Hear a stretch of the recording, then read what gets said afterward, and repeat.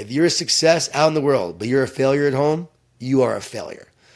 Your greatest success has to be at home.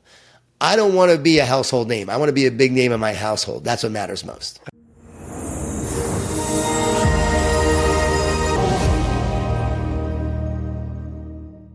Jon Gordon, welcome to the show. Honored and blessed to have you here in this presence because I've been following your stuff for, I don't know, maybe 15, 20 years since I was a young kid. So I appreciate you so much for taking the time out of your Saturday to come on the podcast today. Danny, great to be with you. And the fact that you were actually reading my stuff, seeing my stuff when you were a kid just blows my mind. It makes me realize, wow, one, I'm old, but two, I've been doing this a long time. You don't realize all these years, you're just doing what you do. And even now, I feel like I'm just living in the present, and I forget that the 20-something-year-olds, the 30-something-year-olds that I'm meeting and talking to were literally in their teens when I started doing this work. And a lot of their parents were reading my books and then sharing it with them is what probably happened to you. I'll never forget speaking to an NFL team, and the player comes up to me and goes, "Hey, man, can I get a picture? My mom is a huge fan of yours, so I'd love to send this to my mom." I thought that was hilarious. Wow. What surprised you most about the types of people you've reached over the years? I'm surprised that my books have been read by just so many leaders of companies and sports teams. What happened was I wrote The Energy Bus, and Jack Del Rio read the book. It got to him somehow, some way, I believe through the trainer, Mike Ryan, who gave it to Mike Smith, who was the defensive coordinator at the time, and then he gave it to Jack. Jack read the book, and it really inspired him and encouraged him. And again, I just wrote this book. I didn't know it was going to reach anybody. Here I am, 35 years old, and then Jack Del Rio calls me on the phone and wants to talk to me and says, "Come down to the stadium." I'm sitting across from the legendary Jack Del Rio, who was an incredible linebacker in college and also the NFL. And so here I am with Jack, and he's a mammoth of a man. And we just start talking, and he tells me how my book helped him deal with energy vampires, the negative people that sabotage your energy, that drain you. And he's like, "Man, I allow these reporters to get to me, and I realize I got to be more positive than the negativity that I face." And when he said that to me, I'm like, wow, I wrote something that can impact someone. So it was really cool. And next thing you know, like, the team has the success, big successful season. Mike Smith takes it to the Falcons. He becomes the head coach there. He starts using the Energy Bus. Then I go work with Texas. Colt McCoy is a senior that year. So I do that. Georgia then reaches out, Mark Richt. And it just became this snowball. And over the years, all these different coaches will just reach out at different times. I remember when Eric Spoelstra first reached out, when Sean McVay first reached out, when Dave Roberts first reached out, because he read my book, You Win in the Locker Room, first, and then said, "Hey, loved your book, love to spend some time with you, come speak to the team during spring training." I had no idea who Dave Roberts was. So all of a sudden, these coaches all start reaching out, and I didn't pursue it. I didn't chase it. It just came to me. And next thing you know, I'm going to work with them and their teams, and then developed incredible relationships with them. And then I realized I'm here to speak life to them. I'm here to be a counselor for them, a coach in many ways, helping them on their journey. And I just had my 50th birthday party at the age of 52, but it was my 50th party, which is a whole other story because we couldn't celebrate it during COVID. So all my good friends got together, and Sean McVay was there, and Dave Roberts sent a video, and the video was just off the charts in terms of how I helped them along the way. And all my friends that were there, like, couldn't believe it. Like, I've known this was happening in my life. I've been living it, but I don't talk about it. It's not like I promote it. And then my friends literally saw this firsthand. Like, whoa, I didn't know you had that kind of influence. Because again, I don't talk about it. I just live it every single day. My wife often says, if people could actually see your life and who you're talking to on a daily basis on the phone, it'd make a great show. And actually, I'd love to do a show like Entourage about a speaker who gets to work with all these teams and organizations, because I have some of the coolest conversations. When I'm done, I'm like, wow, I just helped that guy, and he just won a championship. And so it's really cool to be able to do that. So that blows me away in terms of something I never expected and the way it happened. And then along the way, realizing, okay, I'm getting these ideas and insights that can help these teams, help these leaders. And many of my speaking engagements have come about because of these leaders of companies have heard about me through either my work with sports or my work with coaches who have just read my books, use it with their teams. Their daughter or son is on the team. They love the book. They give it to the mom or the dad. The dad reads it. The dad runs a company. The mom runs a company. And next thing you know, I'm now speaking to their, big company. And now I've worked with a ton of Fortune 500 companies as well, over the years. So it's just cool how it all works. Like the parent reads it, gives it to their kid. You're now, in your late 20s and we're doing this interview. Like I'm playing the long game, Danny. I'm not going for the short-term boom, the short-term result, the short-term impact. It really has been the long game for me of showing up every day, doing the work, and making a difference. And so much of this, I think, is valuable to people today in their generation because I think people want instant gratification, instant success. They want to be the CEO right now. And what I've learned over time is that leadership and influence takes time, and you got to earn it. And you got to build trust along the way. And trust is the currency of great leadership. Wow. So well said. And on that point, you have a tweet here that says, John Wooden didn't win his first national title until his 16th season at UCLA. Starbucks didn't reach store number 5 until 13 years into its history. Sam Walton and Walmart didn't open his second store until 7 years after starting his company. Be persistent. Success takes time. Why is that the case? Wow. And I would say be prepared because the fact that you just brought that quote up after I said that just shows preparation. That is impressive and incredible. And that's about success as well. Are we prepared? Are we doing the work beforehand? And you have to do the work of preparation if you want to have success, right? There's that quote that says, if you don't prepare, you will prepare to fail. Something like that is the quote. Why does success take time? Why does instant gratification not work over time? Because anything worthwhile takes time. Excellence takes time. Being a craftsman instead of a carpenter takes time. I wrote a book called The Carpenter, which is about being a craftsman. You can show up every day and go through the motions and build something, or you can be a craftsman and really produce and create this masterpiece that you're meant to build. And what's the difference? Your heart, your soul, your spirit, your passion, your work ethic, your essence, showing up every day and doing the work. And success also takes time because you're going to face resistance, adversity, challenges, and setbacks along the way. It's the path to our growth. You are meant to face resistance. You're meant to have what I call, and my friend calls, a worthy opponent. Brian Schwartz taught me this. He says, everyone in life has a worthy opponent. Did you have a rival in high school? Yeah. Yeah, we all had rivals in some capacity. Those rivals make you better. You think about Djokovic and Federer and Nadal in the tennis world. They had rivals. They were meant to battle each other to grow. In the business world, in brands, you have rivals along the way. It makes you better. It sharpens you. It tests you. And along the way, we go through our worthy opponents or adversity to be tested, to be refined, to be sifted. Are you weak or are you strong? Are you there yet? Are you ready for battle or are you not? Do you fail? Great. Grow, learn, and get stronger for the next battle. And along the way, this prepares you to be who you're meant to be. And I truly believe to have sustained success along the way. Because if you have instant success, a lot of times it doesn't last. That's the Hollywood culture. That's the YouTube culture. Instant success, but so often you see people burn out. If you don't have the character that you need along the way to have sustained success, then what's going to happen is that's like going through life driving a race car without a steering wheel. Eventually, a crash is likely. Who's your greatest opponent right now? I don't really have a rival, I would say, because, right now, like for me, my rival is adversity and challenges. My rival is the road. My rival is all the speaking engagements I'm doing and all the traveling I have to do for those speaking engagements. I was just telling a friend yesterday, everywhere I go, I'm dealing with resistance along the way. Nothing has come easy the past 4 or 5 months. Like, for instance, I go do an event in South Carolina, and then I go to Texas to do another event, and I have to go back to South Carolina to do my next event.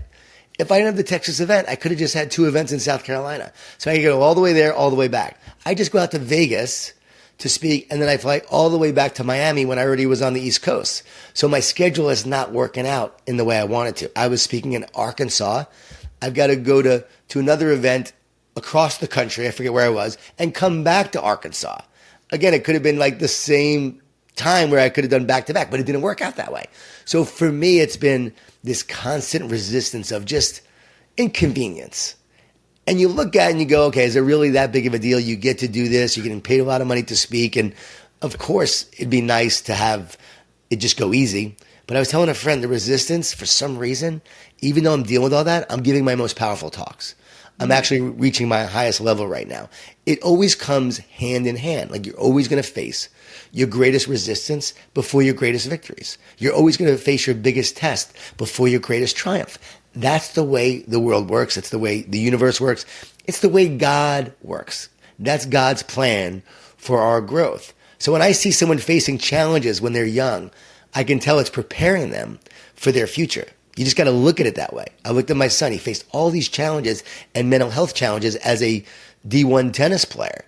And I said, this is preparing you for your future. And I knew it was. My daughter, same thing. She faced all this adversity as an athlete in high school. Ultimately, she's a speaker now. And the test she faced has actually prepared her for the success she's having now as a speaker. Like, she's crushing it this year because it's her first year speaking, full year, and crushing it. But it prepared her along the way. So you can always see that we go through these challenges, these tests, these adversities to become ultimately who we're meant to be. It's called the pruning process. If you've ever seen a tree or a bush that's been pruned, it looks like it's been destroyed, but it hasn't been destroyed. The pruning is meant to help it grow more fully. At the time, it looks that way, but the plan, the process is all about growth and growing fully to be this beautiful, magnificent tree or bush. And it's the same thing with us. You've got a magnificent future. You've got a plan for your life. You've got growth that's meant to happen. And your life is really meant to be a masterpiece. But you got to face the challenge along the way. When you say, I'm giving my most powerful talks right now, what exactly does that mean, and how do you know that? Well, it's like Eric Spoelstra said to me yesterday. How do you keep coming up with new ideas and you keep getting better and better? And it was such a great compliment because I want my best work, to be now, not 10 years ago.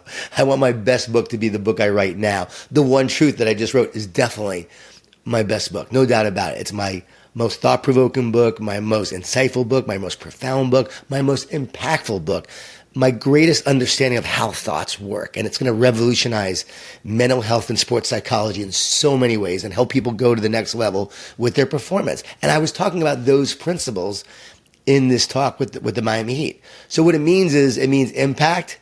It means command of knowledge. It means conviction. Like, when I spoke to the Jaguars years ago that first time, I was saying what I thought I knew. This is what I think I know.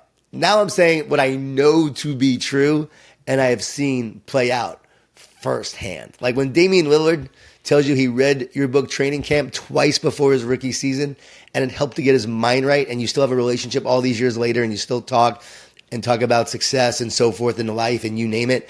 Like, okay, well, you know these principles work. So guess what? It worked for Damian Lillard. I think it might work for you too. And so there's a greater conviction now, having worked with all these different professional athletes in Major League Baseball and the NFL. Like, I'm talking to quarterbacks all the time. I'm talking to NBA players a lot. I'm talking to coaches. I'm talking to leaders. You know what is true and you know it works. So I think from power, there's impact. There's also passion and excitement for what you're doing. So there's a greater excitement now more than ever because I just love what I'm talking about now. In the past, I was like, I had all these insecurities and doubts. Even though I had this great content, I still had insecurities and doubts. Now it's coming from a place of like this joy and this passion to share what I think works that are going to help people. Because I've been on a quest my whole life to be better myself. And then that has led me to help others get better. So I think that's essential as well. And the other part of power is purpose. Like, purpose is driving the power. I'm more on a mission than ever to share this message, to do this work. And I'm driven by this greater purpose to leave a legacy, to leave an impact. And maybe it's because you turn 50 and you start thinking about, okay, I'm on the second half now because my goal is to go to 100. In the words of the great American philosopher, Jon Bon Jovi, I'm halfway there. live it on a prayer. So my goal is to get there, in the end, but to make an impact along the way and leave a legacy. So I think that purpose is driving me forward. So it's all those factors combined. It's what I'm talking about. It's the command of the knowledge. It's the conviction. It's the passion. It's the purpose.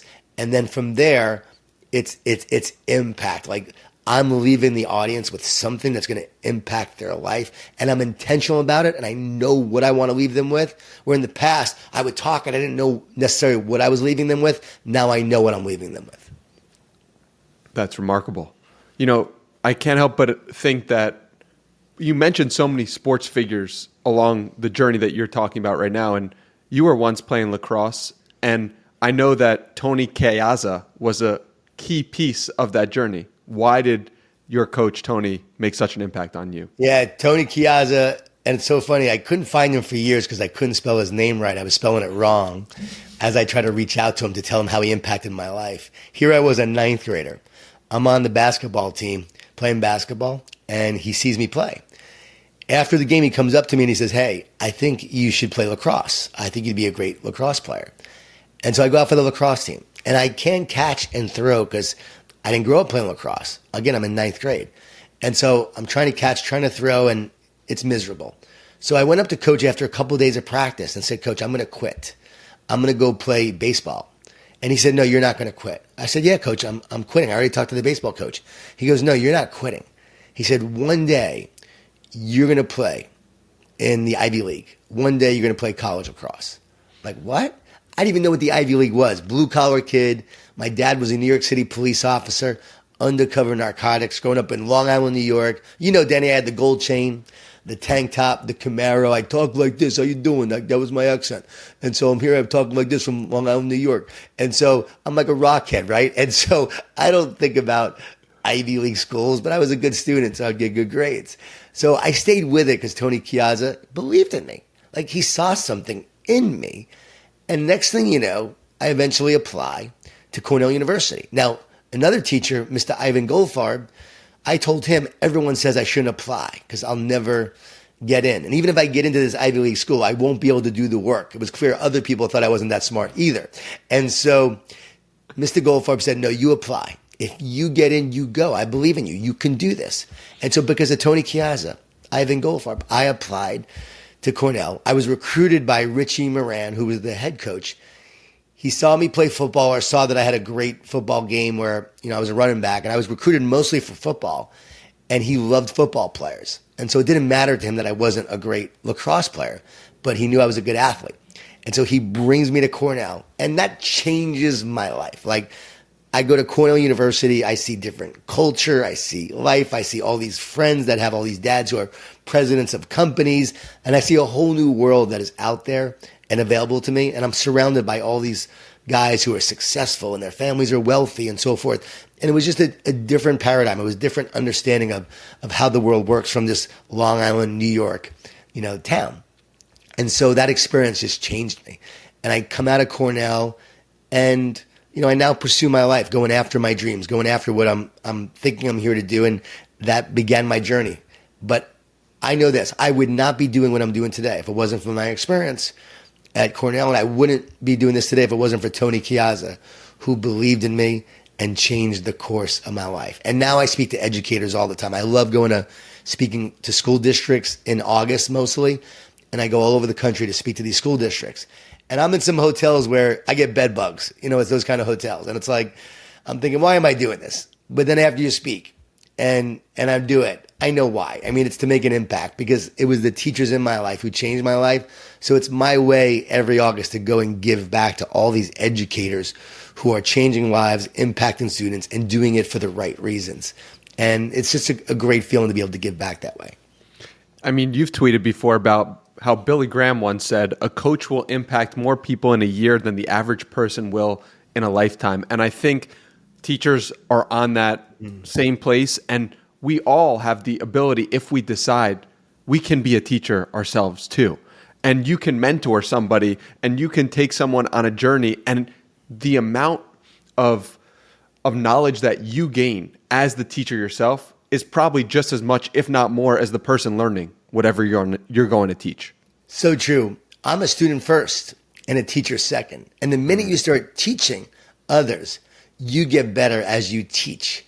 And you just said it, like teachers and coaches, I put in the same sentence, in the same category, because teachers and coaches will impact more people in a year than the average person does in a lifetime. People often call me a motivational speaker, and I do not like that term at all. I do not consider myself a motivational speaker. I am an inspirational teacher. I have a master's in teaching. I taught school for a year. It was a long year, but I taught school for a year. And when I speak to the teachers, I say, you know what I did after that year?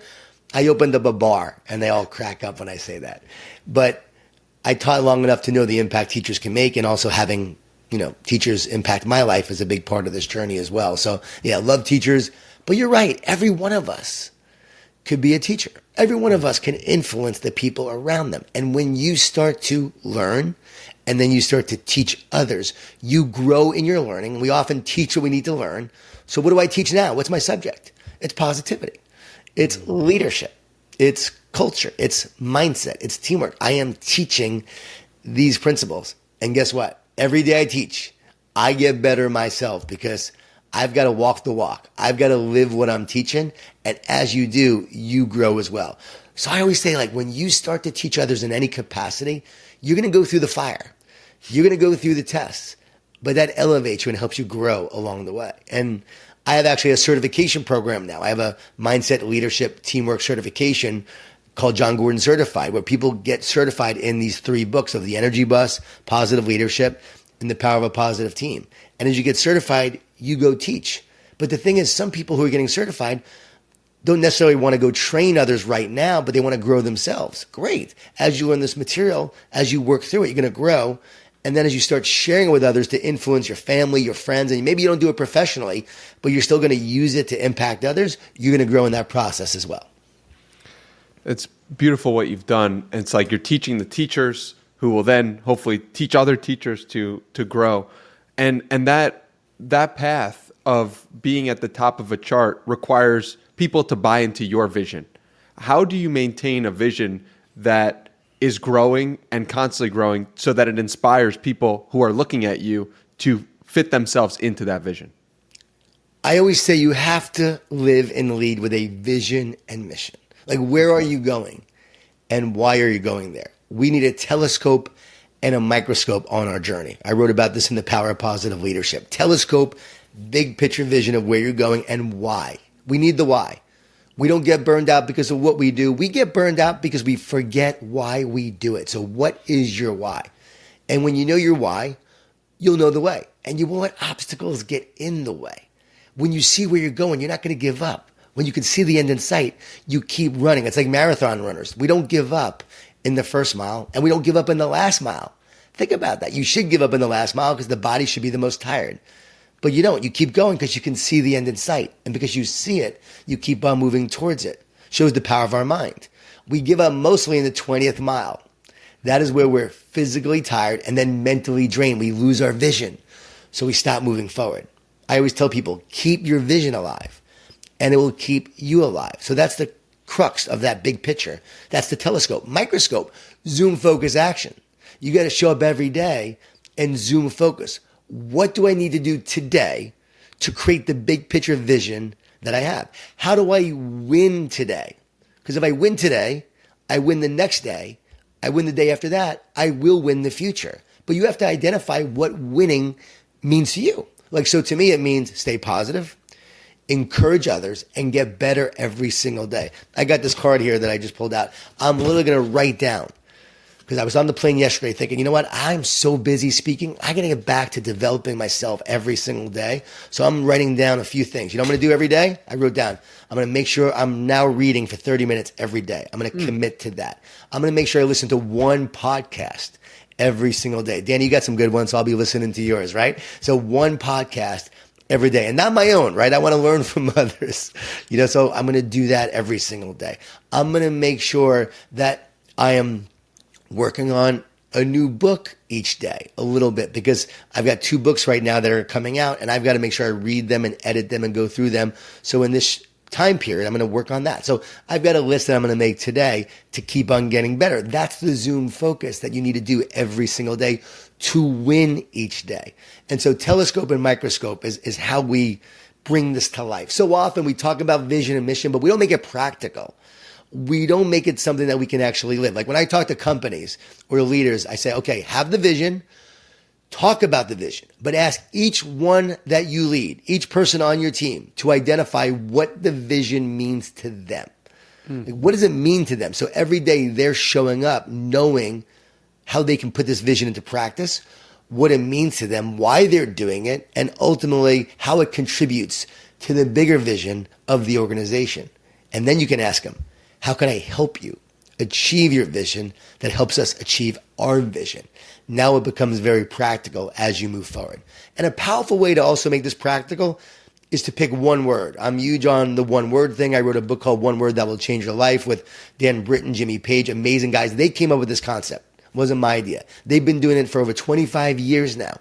Every year you pick a word that gives you meaning and mission, passion and purpose. It's that one word that sticks, one word that helps you live your vision and your purpose each year. So each year have a different word, and that word helps you focus, helps you live it, helps you wake up each day with intention, rather than so often goals, New Year's resolutions that we give up on immediately. Like within the first month, 80% of people give up in the first month, 90-something% give up altogether after that.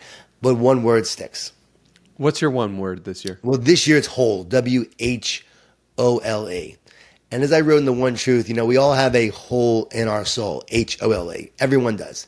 Everyone has a wound. Everyone has painful experiences of the past that can hold them back. We have insecurities. We have fears. We have doubts. We have these holes. And so often we try to fill that HOLE with stuff. But you'll never fill a spiritual void with physical things. You also won't fill it with things that are not good for you, because you can try to, but as you do, you think it's bringing relief, but it actually brings pain and more separation of the hole in the wound. The key is to move towards healing and wholeness, WHOLE. So this is a year that I'm saying, you know what, I am whole. I got this hole in my soul, but I'm healing and continue to heal, and I'm becoming more and more whole every day. And we talked about power earlier. You have the greatest power the more whole you become, the more you heal. And in that wholeness and healing, this power starts to move through you. And I think this wholeness that I'm pursuing, that I'm living, that I'm being, is giving me more power on my journey. Think about it. Separation is weakness. Unity and oneness is power. So the more I'm a united and connected team, the more I am a powerful team. The more I'm a separate, divided team, then the weaker team I am. The more I am united and connected myself individually, the more powerful I am. The more I feel separate and disconnected, the weaker I feel. All mental health disorders move from oneness to separateness. They all move towards separation, isolation, and this feeling of being disconnected. When you think about it, that's really powerful when you understand that mental health disorders are things of separation, not oneness. It's a symptom of separation and not oneness. And then you can move towards healing and wholeness to move towards health and being mentally healthy. And the root for the Greek word of anxious means to separate and divide. What are people feeling today? Anxiety. There's more anxiety than ever. They feel separate. They feel divided. They feel weak, and they feel powerless. So a long answer to talk about my word, but that's why I picked whole, because that's a crucial thing that we all need to pursue. And once you understand this, oneness and separateness, HOLE versus WHOLE, once you understand this, what you'll realize is everything in life is about, am I feeling separate and trying to fill that hole with bad stuff, or am I filling that hole with good stuff that makes me whole? What are some practical steps someone can take if they're feeling separate and they would like to feel more connected to the world around them?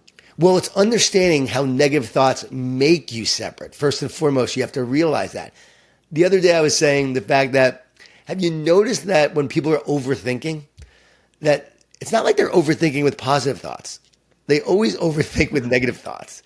It's not like, hey man, I have too many positive thoughts. I'm overthinking all of the goodness in my life and the great things in my life and how awesome life is. I'm just overthinking with all of that. No, it's always I'm overthinking moves towards the negative, because negative thoughts create clutter. Clutter lowers your state of mind. Fear, worry, anxiety, negative thoughts. Those are all characteristics of a low state of mind. A high state of mind is characteristic of joy, peace, love, confidence, and courage, and clarity. So high state, low state. So when I'm in a low state, the key is to understand I can get to a higher state. But negative thoughts are what bring me to that lower state. Negative thoughts create separation. Negative thoughts bring you down. Negative thoughts make you feel powerless. At the psychological level, there's a battle going on between these forces that want to separate and divide you and bring you down, and this power of love that wants to unite you and connect you and make you whole. Once you see this, you can't unsee it. At the psychological level, are we becoming more one or are we becoming more separate? And this is the key to life. And this is why I'm so excited about the one truth, because once you understand this and how negative thoughts work, you will not let them defeat you. You will not let them make you feel discouraged. You won't let them bring you down. And you won't blame yourself for the negative thoughts in your head. Because I have so many young people today that are blaming themselves for the negative thoughts that they have in their head. They think they're from them. But what I ask them is, hey, if you think your negative thoughts are coming from you, who would ever choose to have a negative thought? Would you ever choose a negative thought? No, you would never choose one. They're always coming in and they create the clutter and they create the overthinking and they bring you down and they make you feel powerless, worried, chronic stress, anxiety, fear. What I said earlier, right? Anxiety is separation, division. So this is the key to understanding how negative thoughts will do that. And then positive thoughts uplift. They unite. Whereas fear divides, love unites. And love creates connection. Connection and oneness. That's what love does in relationships. It does that for you spiritually. Connection. Once you have connection, you have so much more clarity. That's why meditation is very helpful. Mindfulness is helpful. Prayer is helpful. It helps you connect. In that connection, you have so much more clarity. You see the world more clear. You get this clarity of ideas, of vision, of mission. You know where you're going, why you're going there. Meaning starts to become clear for you. Purpose starts to become clear. In that oneness, you have so much more clarity, which then gives you confidence. Someone with clarity has a lot of confidence. They know where they're going and why they're going there. And in sports, you see this play out. When you have clarity, you're in the zone. The zone is the ultimate clarity moment. When you are in the zone, you have so much more confidence. And in that confidence, you now have the courage to go after it. You're not fearful. When you're in a low state, you don't want the ball. You don't want the challenge. You don't want to make that sales call. In a high state, you're like, bring it on. Let's go. I'll make it happen. In a low state of mind, the rejection happens. The mistake happens and you start questioning everything. You think something's wrong. You think you're broken. In a high state, you face the same rejection, the same adversity, and you're like, let's go. Next play, next call, next moment. I'll make this one great. And you don't overthink, you have clarity. So this is the key, clarity and clutter. And then once you do that, okay, how can I elevate my state of mind? Tune, T-U-N-E. T is trust. When the doubt comes in, you trust. U is unite with love. Love casts out fear. So anytime fear sets in, focus on love. The minute you focus on loving the moment, loving the competition, loving the battle, loving that I get to go sell, loving that I get to go do this, I get to do this interview. You're loving each opportunity, fear will dissipate. When I was writing The Carpenter, I had writer's block. I couldn't write and I was stuck and it never happened to me before. I was filled with all these thoughts of overthinking that my best work was behind me. People loved Training Camp, The Energy Bus, and the other books, and they were loving them and I thought, I'm going to write a piece of junk. People are going to say my best work was behind me and I was stuck. I woke up one morning with the truth. Love casts out fear. All I got to do is love the reader. Love writing again, because that's how I wrote my first books, and love the process. Don't worry about the outcome. Don't worry about expectation. You just love the reader and love the process and love writing, and you'll love what the outcome is. I wrote that book in 2.5 weeks after that. Someone asked me the other day about ChatGPT, because it can write all these books in 10 seconds. What could you do that ChatGPT can't do? And I said, I could love the reader. I could love the reader. As I'm writing, I can put that love into the words I'm writing. And there's an essence to words. There's an essence and an energy to everything you put forth in books, in talks, in music. And when people are reading, they feel that love And guess what? That's the differentiator. So I could love the reader and love casts out fear. And that's why I wrote that book in 2.5 weeks. The minute you focus on love, fear dissipates. And this is my greatest strategy that I share with professional athletes and college athletes, because they get caught up in the fear, the expectation, the pressure, and the noise. And I get them back to focusing on the love of the competition, loving the battle, love competing while you're in that moment. Like, let's see if you can beat me or I can beat you. That's what it's all about today. It's not about anything else. It's like, who can win this battle? And that's how I play pickleball today, by the way. I focus on loving the battle. So that's unite with love. N is neutralize the negativity. You got to neutralize the negativity. It comes your way, you got to neutralize it. Don't let it take hold. Gandhi said, I will not let anyone walk through my mind with their dirty feet. And neither should you. Neutralize the negativity. And then E, elevate your thinking. Optimism, belief, prayer. These elevate your thinking. And this is key. Like, I am strong. I am powerful. I am a champion. I am here to overcome these challenges. I am a world-class podcaster. I know this about you. If you didn't believe this would be a huge success, it wouldn't have happened. You believed it. This is the difference. This is the difference between you and others. Some people start it and they'll see what happens. You believed it, and every day you show up, that belief creates your reality. As a man thinks, he becomes. As a woman thinks, she becomes. What we think, we create. The words we say, the thoughts we think become the life that we live and create. And that's the point of elevating your thinking. You've got to elevate it. This is not just a nice way to lead and live. This is not just, be positive. This is the only way to live, to create your future, when you realize that your thoughts create your reality. And I was with Texas football during training camp, and I had them say, I am. And each guy got up and said, I am strong. I am a warrior. They said all these different things. One guy said, I am enough. They were saying all these things like, I am. It was so powerful. But even more powerful, I go to the weight room to work out about 2 hours later. They're all in the weight room. The strength coach is in the middle of them. They're in a circle around the strength coach, and that strength coach yells, I am. And then they yelled, my brother's keeper. He goes, I am. And they yelled, my brother's keeper. And I said, wow, this is going to be a different Texas football team this year. This will be a team that beats Alabama, which they did. Holy smokes, Jon. I'm fired up. I want to go run to the Texas football stadium right now. Oh, my Lord. So, what do you do then? It's one thing to inspire a group of people who you've never met. Maybe they're professionals, maybe they're college athletes. But then how do you inspire your own family in this way? Because your son, dealing with some mental health issues during COVID and his college years, it's like that's a whole nother level of personal nature to your work. How'd you handle that?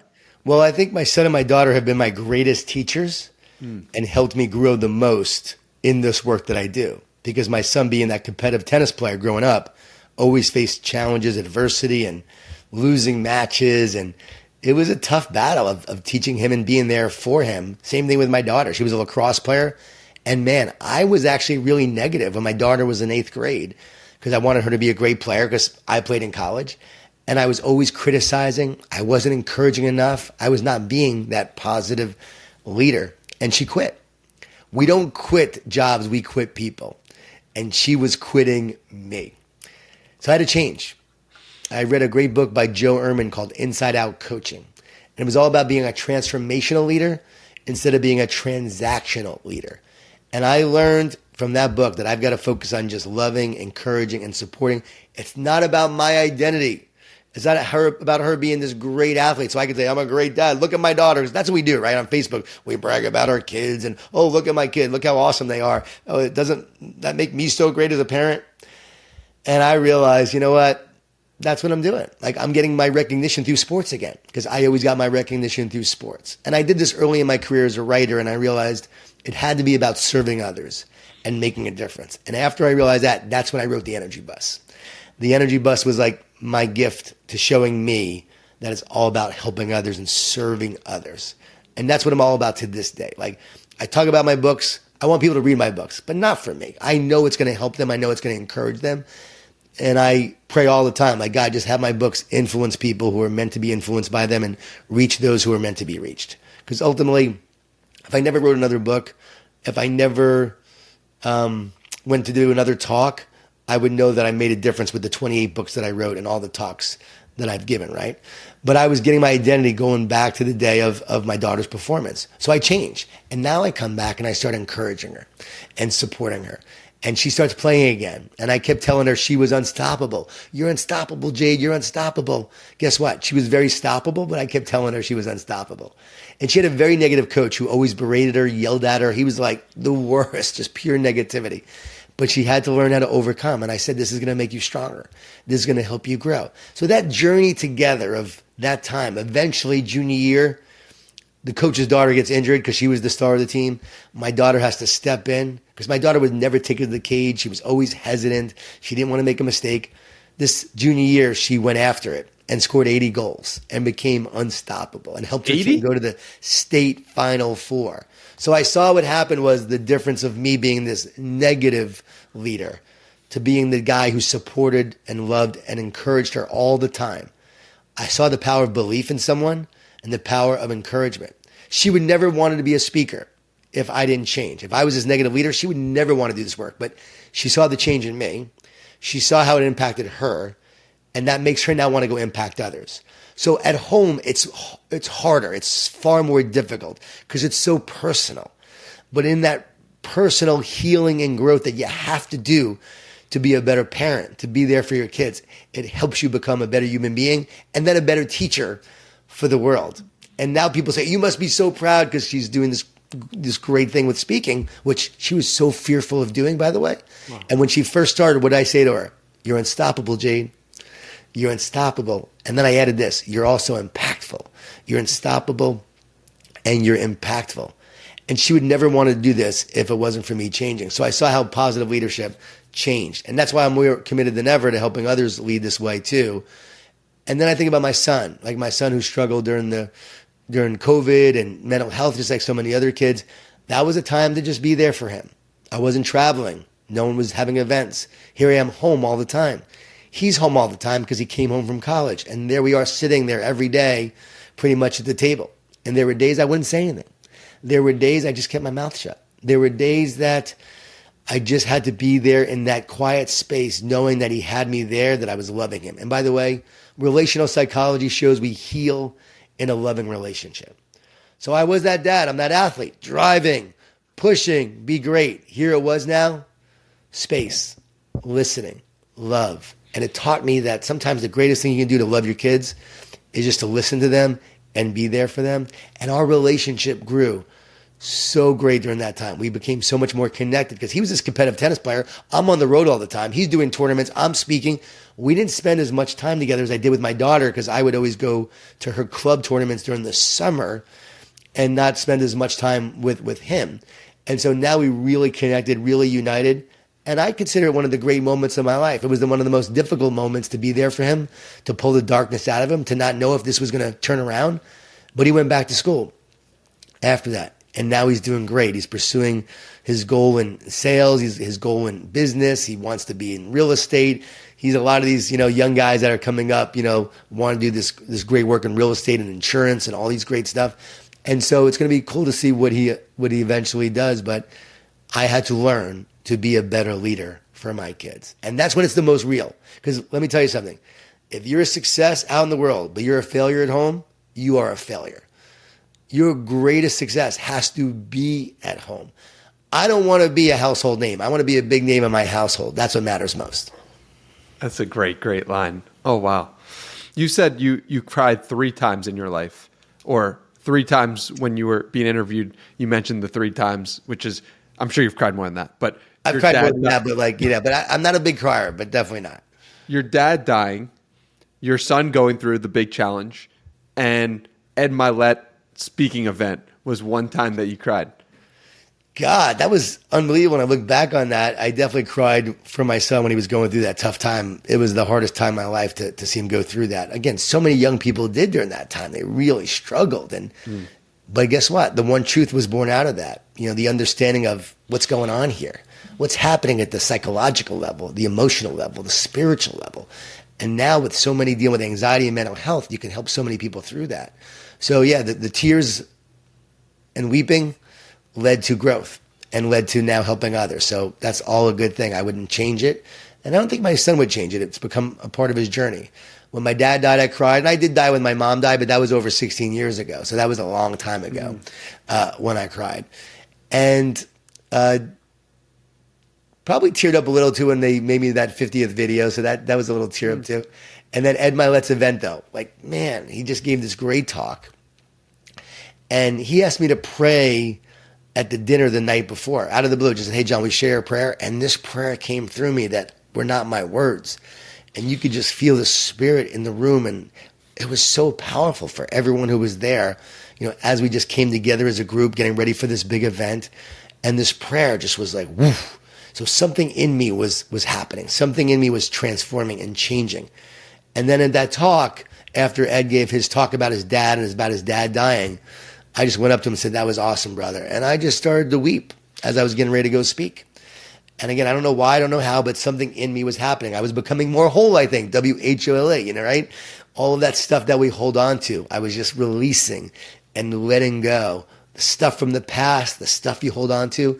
And then I went out there and gave one of the most powerful talks I've given from that moment. And it's been like that since. There's been just a new level of power since. And I truly believe you have to let go of the old to create the new.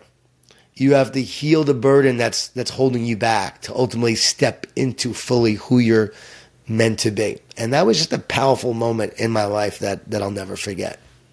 And on that topic, you went with your daughter to forgive your father. And you mentioned that was impactful. This comes up again and again, I found with people, is how do they navigate through the relationship with their parents? How do they come at someone who's negative or has hurt them in a big way, and how do they help heal that? How do they remove, there's so much there with that relationship with someone who's older, and a lot of people in their 20s are listening to this. So I'm curious what you think.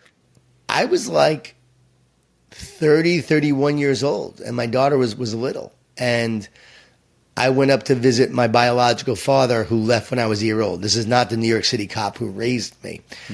The New York City cop who raised me was my stepfather, but he was my dad. I consider my dad. He raised me. But my biological father left when I was a year old.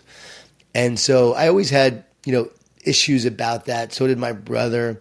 And even though we would see him on weekends, it was never like he was fully there for us because he had another family and that became his priority. And so we always felt like second fiddle. So I struggled with that, these feelings of abandonment. And I went up there at 30, 31, and I forgave him, and I brought my daughter with me. It's cool that you found that. And that was another defining moment, to let go of the old, to let go of that pain, to let go of that burden, to let go of that bitterness, and move towards forgiveness. And in that forgiveness, you find healing. We heal through love and forgiveness. So we all have a hole in our soul. What heals the hole? Love and forgiveness. And so I did that, and I came back, and that's when I started writing. I literally started writing after that. Couldn't write before that, but started writing after that. And that began my journey doing this work. It's like I had to heal. I had to let go of that burden to move forward. And everyone has a burden. Everyone has a hole in their soul. Everyone needs healing. And that began my healing journey. And again, we always heal through love and forgiveness. I wrote about this in The One Truth. Shame and guilt, bitterness, anger, envy, they are inflammation of the soul.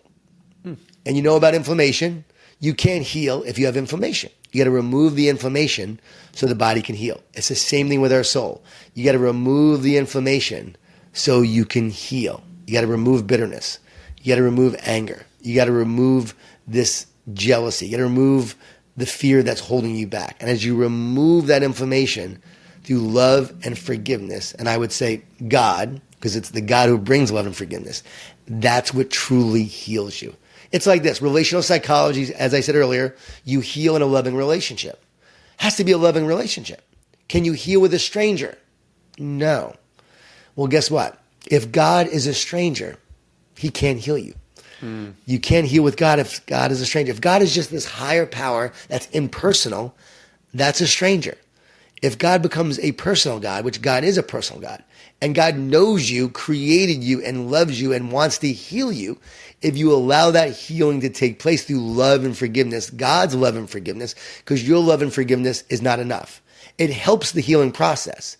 So that hole becomes smaller, but it won't completely fill the hole, because it's a God-sized hole that only God could fill. And when you let God fill it with love and forgiveness and realize that's the point of life.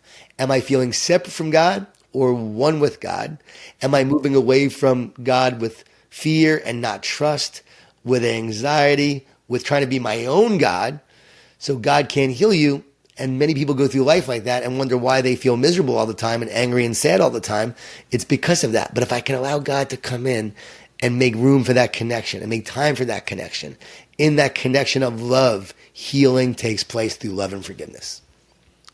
I went to church. Does that make sense, by the way? Yeah, absolutely. Absolutely. And I went to church for the first time. I've been going to church a lot since being here in Austin, and I was raised similar to you. I was Jewish, Italian, and kind of in and out of faith, really not really taking it too seriously. Here, I've been going to church a lot, and it's been impacting me in a tremendous way. Last week, the pastor is giving a sermon and asks, if I can pray for you, what should I pray for? He said, share that with someone you love. And I just started breaking down and crying for 10 minutes straight. And it hit me that I never asked my mom that. I never asked my dad that. I never asked my grandparents that.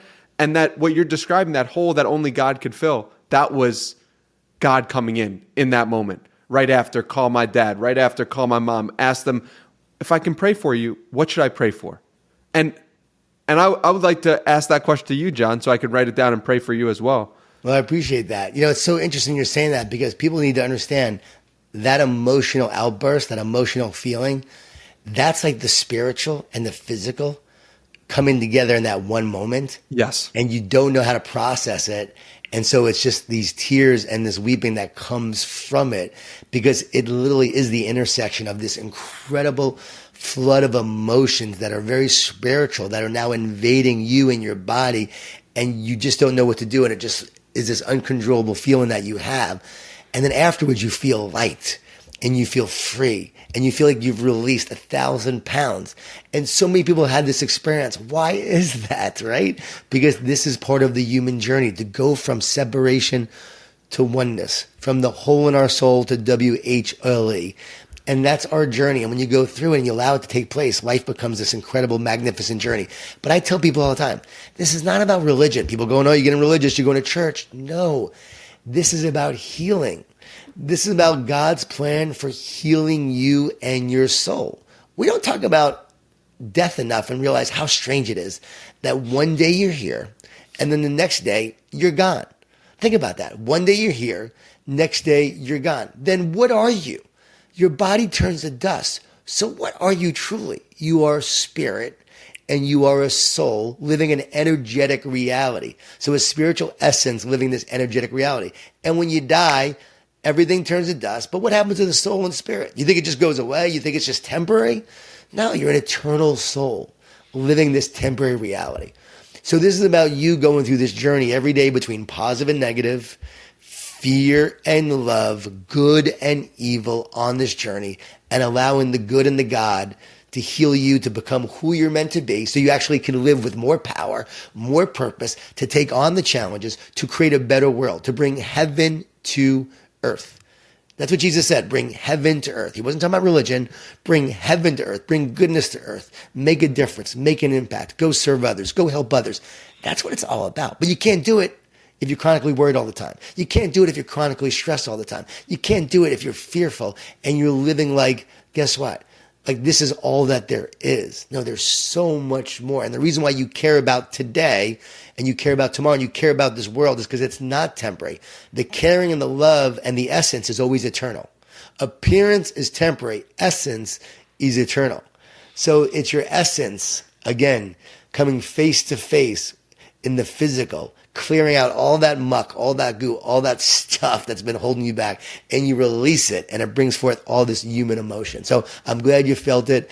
What can you pray for me? You can just pray for my continued wholeness, impact with this message, allowing people to share it, and then hopefully the words I say could help others have the healing that they're meant to have, to live the life that they're meant to have. So beautiful. I will write that down and pray for you, Jon. And you can pray for my kids, because I always ask people to pray for my kids. It's amazing now. Like, I don't really care as much about me as much as I do about my kids. I'm always asking people to pray for my kids when they ask to pray. I say, hey, pray for Jade, pray for Cole, pray for them, because guess what? When you are the son and the daughter of someone doing what I do, taking on the battle, for some reason your kids always get attacked in a lot of places. And so my daughter in Austin, right, walking by the car that she had a ladder in because she was doing some work around the house, and she broke her nose on the ladder. So a battle, boom. And then something with her foot, couldn't walk, broken nose, and she's getting attacked in all these different places. And then it's about, again, overcoming, coming back, and finding your way through it. So again, I always ask people to pray for my kids. That's beautiful. I will. What have you learned from Dabo Swinney? Faith. The man just has so much faith and optimism and belief. He truly is a positive leader. They're 4-3 a couple of years ago. They're about to play Florida State, which they're doing right now in a few minutes. And I go up to speak to the team. And when I go up there, I expect him to be all negative, complaining. His quarterback's playing horrible. His team's not doing well. They haven't lost 3 games in literally 3 years, and now they have 3 losses in one season. He says, Jon, he's like, I usually have a text string and thread a mile long, tons of text on my phone. Now I have 3. My mother, my wife, and you just texted me. He said, but you know what? It's all good. He's like, I love my team. I love my guys. They're going to grow so much through this. They're learning lessons they would never learn any other way. This is going to help them for their future. This is preparing them in amazing ways. He was looking for the good. It was incredible to see and watch. He goes, I believe in them. I love my quarterback. I'm like, really? He goes, yeah, I love my quarterback. He's going to be great. Here he is investing in his team, believing in them, supporting them through a challenging time. To me, that was real positive leadership. He was all about his team and loving them through it and believing in them even when they didn't believe in themselves. They won every game after that. I would love to think it was my talk that night, but it wasn't my talk. It was definitely Dabo Swinney and his leadership. And when he got the job at Clemson, everyone said, Coach, we want to be like this team. We want to be like them. We want to be like that program.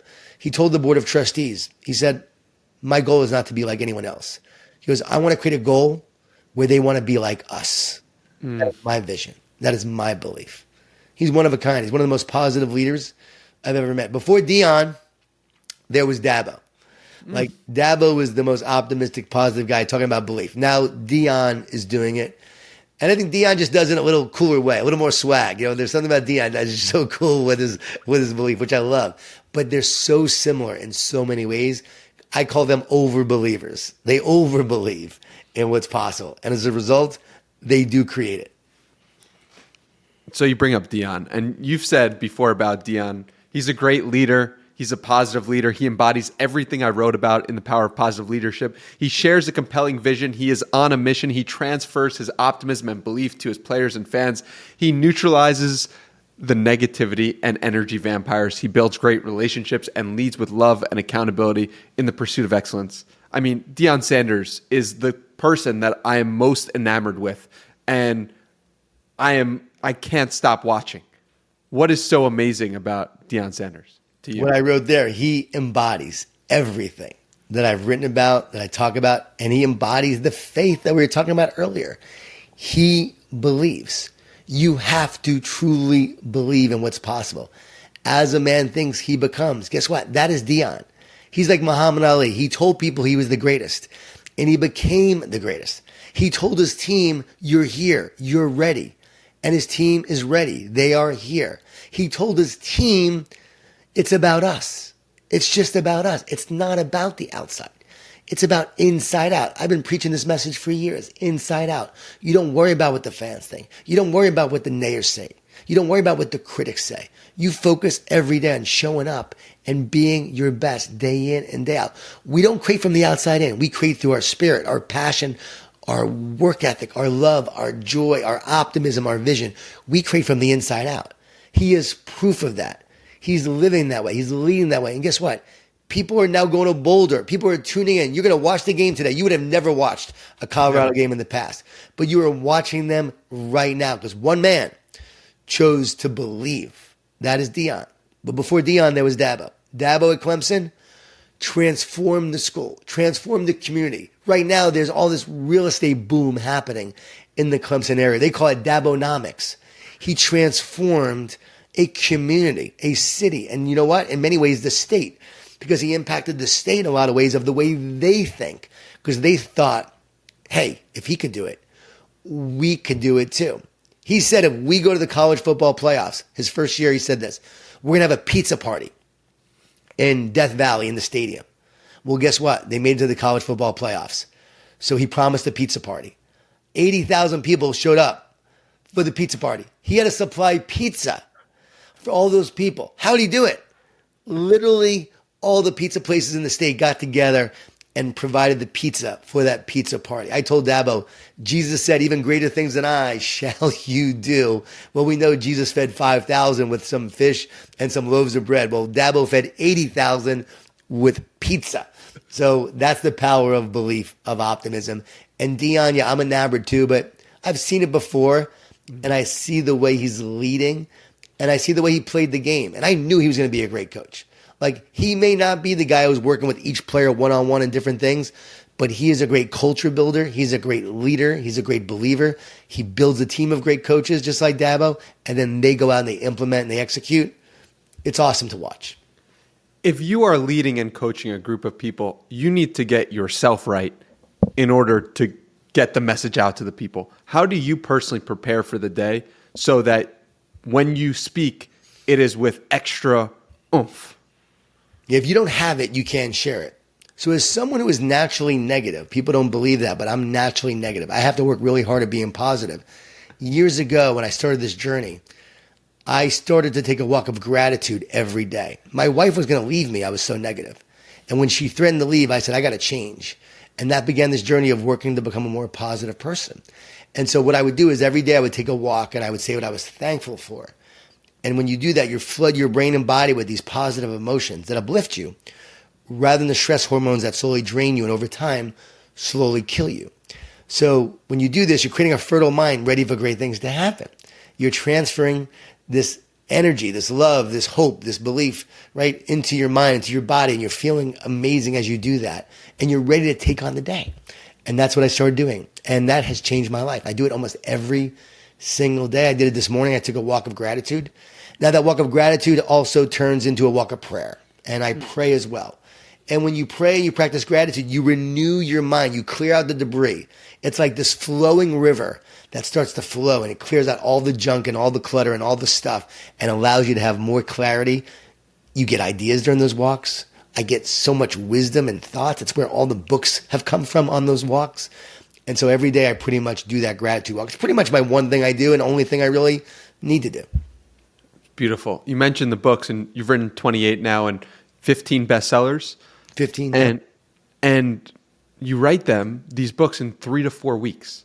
There's a lot of people listening to this that would love to write a book, and they'd love to do it in 3 to 4 weeks. So how do you do it? Well, for me, it's taking those walks and getting those ideas. And I get up every morning, again, discipline. I get up in the morning when I am writing. So December is usually when I write a book. And I get up in the morning and I write for 30 minutes to an hour, take a little break, and I go for that walk. Come back and I write some more. Now, if I get on social media, if I check my email or anything like that, I can't write. I lose my creativity. So I've got to make sure I put everything away and I do not even look at the phone or the computer. I get up and I write first thing, take the walk, come back, write some more. And then when I'm done, then I can get on all that other stuff. And then I'm done for the day. Now that night though, I read what I wrote and I get new ideas and I write notes down from those ideas. So it's fresh in my mind and I wake up and I begin the process again. And I do that every single day. And that's how I write a book. Now, again, I'm rare in that way. I'm living my calling, living my purpose. This is like what I was meant to do. You may not be meant to write 28 books. Maybe you're meant to just write one. It's going to take you a year to write a book. That's okay. The key is to write, though, every single day and keep the momentum going. And don't write for others initially. Write for yourself. Write what you want to write. Write what is coming from your heart. And then when you're done, then you can go back and tweak and edit to make it great for the public. Wow. Yeah, I mean, when did you know that this was part of your calling? Was there a before and after? Oh, yeah. There was a before, me being negative, miserable, life falling apart, losing my job during the .com crash, thought I was going to make my fortune.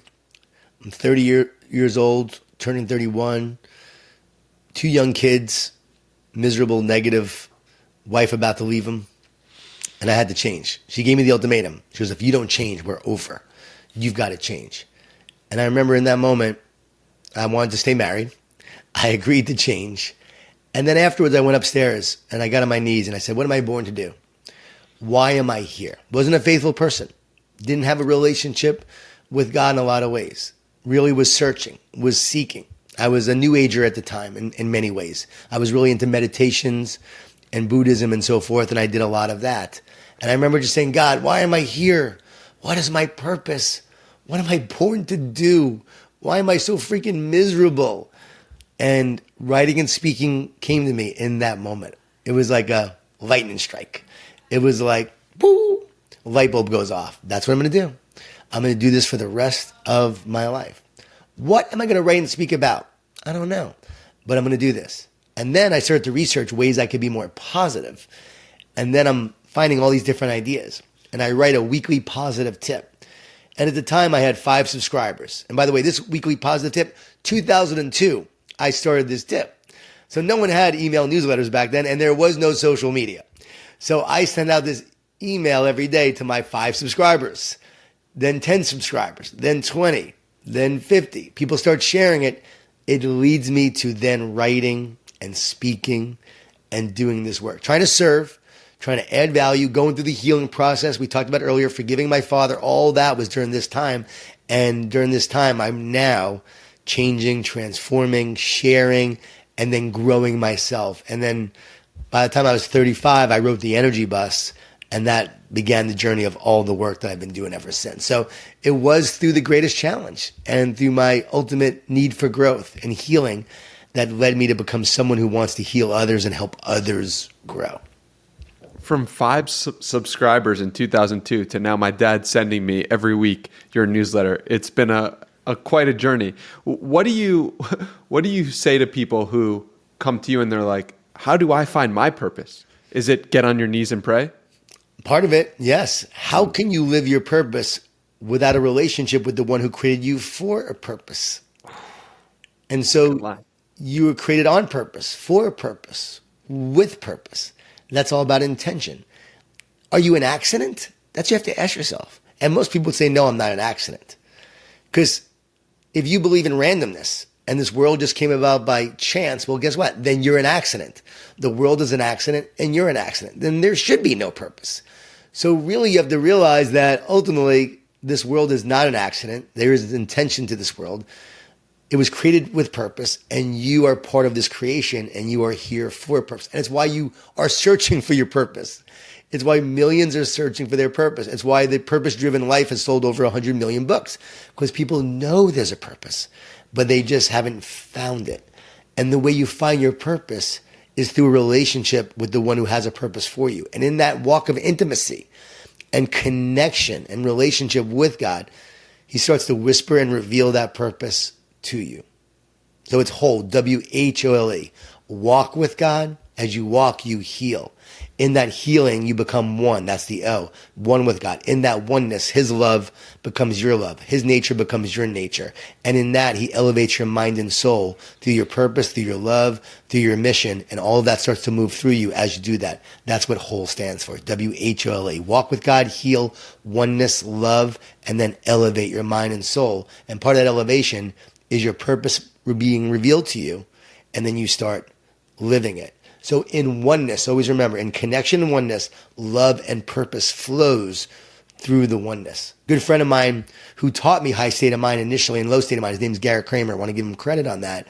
When he taught me that, I was talking about my son. I said, I need to help my son, go live his purpose or start working with purpose. And when he does that, he'll live a more connected life, a more fruitful life. He goes, no, Jon, he has to remember that he's one. And he has to remember in that oneness that there's nothing wrong, nothing broken. He doesn't have to actually search for anything. In that oneness, purpose and love will flow from that oneness. Boom. Then it made so much sense. Wow. Jon, thank you so much for spending your time here today. Before I let you go, I like to ask guests for a challenge. A challenge points to the place in your heart you want people to take this conversation and do something with it. What's a challenge that comes to mind that you can leave the audience with? I want to challenge them to think differently. The best piece of advice I've ever heard is from Dr. James Gills, the only person on the planet to complete 6 double Ironman triathlons. That's a double Ironman, which means you do an Ironman, a day later you do another one. And the last time he did it, he was 59 years old. And he was asked how he did it. And he said, I've learned to talk to myself instead of listen to myself. He said, if I listen, I hear all the fear, the negativity, the doubt, all the reasons why I can't finish this race. But if I talk to myself, I can feed myself with the words and the encouragement that I need to keep on moving forward. So my challenge is you will talk to yourself instead of listen to those negative thoughts, that you will no longer believe the lies, that every day you will speak truth to the lies. And the truth is you're here to do something great. The truth is you were never meant to be average. The truth is there is a plan for your life. And when you trust in that plan, it brings you to that oneness that allows you to overcome the fear and the doubt that holds you back. So talk to yourself every day. And my challenge is this. Start saying, I am, and add another word after that. What word will you add? Me, I am whole. I am an encourager. Guess what? I hope this encourages you. And I hope you say, I am, and add a powerful word, and you believe it, you live it, and then become it. So powerful. Jon, thank you so much for your time. Where should we send people to connect with you further? Danny, first, I just want to say it's incredible you're doing this. I know you're having amazing guests. Your podcast is just growing off the charts. And I believe it's happening for a reason. It's not by accident. You're intentional, but also it's clear that this is like your plan for your life. No doubt about it. Like you are living in your calling, living in your mission, living in your purpose. And you're an example of what that looks like. Even at 28 years old, right? This is what it looks like when someone finds it, lives it, and breathes it, and is doing it, right? So I just love that. Got to say that. But for me, you can find me at jongordon.com, Jon Gordon.com. Also, you can find me on social media at Jon Gordon 11. I love to hear from people. So please reach out if you're listening to this and you hear this, reach out to me. Let me know what you learned from this. What's your one takeaway from this? And I also want to let people know I got a lot of free resources. If you go to Get One Truth, getonetruth.com, you'll see the Tune Action Plan, how to tune your mind to the higher frequency, the whole action plan, and there's an action plan on prayer. If you're someone who wants to pray but doesn't know how to pray and connect more, you can find that there as well. So these free resources on that website that you can use to become more whole and have that higher state of mind that will truly make you more powerful for life. Like, yes, it's very practical. You want to be a high performer, the One Truth will teach you how to have that high state of mind. So please check that out for me. All those links that Jon mentioned, linked down below. Jon, you've been doing it for 20-something years, but you're just getting started, and I can't wait to see what the next 50 brings. Thank you so much. Hey, thanks, Danny. I appreciate you.